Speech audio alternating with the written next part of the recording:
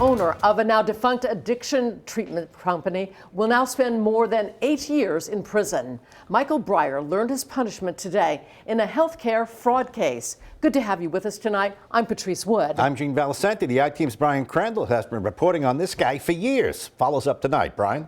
Gene, Patrice, Michael Brier had been convicted twice before in fraud cases before pleading guilty in this case to shortchanging patients in addiction recovery and overbilling the federal government by millions. Anything you want to say to them at this point?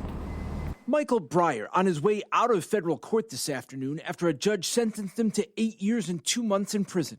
In 2023, Brier's 14 Recovery Connection Centers of America locations in Rhode Island and Massachusetts, serving 1,600 patients, shut down when he was arrested.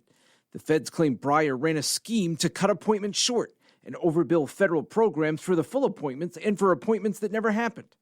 Inside the courtroom, where cameras are not allowed, the prosecutor said Brier's extensive fraudulent scheme at its heart deprived patients, and that it was to feed his own greed, buying a luxury car and a condo in Panama. Anything you want to say to the victims here of these recovery centers? If I trusted you, I'd say my piece, but I don't trust you, so I don't say my piece.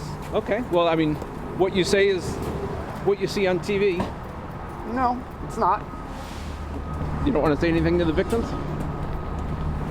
We're in court. You heard what I said to the victims. In court, Brier apologized to his family and the court and said he put himself before clients, some who suffered. He acknowledged he hurt others and made reckless decisions.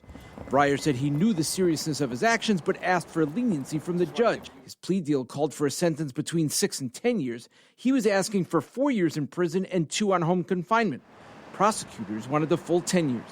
This is incredibly serious conduct, and I think the court got it exactly right. This involved some very vulnerable victims. Brier's past was also a factor in his punishment. He was convicted of embezzlement 25 years ago and tax fraud a decade ago. It's not his first go-round by any means, which was a large part of what animated our recommendation.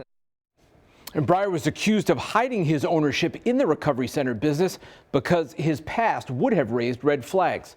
The plea and sentence includes Brier paying back $3.5 million. He's scheduled to report to prison or the U.S. Marshals Service on March 10th. I'm Brian Crandall, NBC 10 News.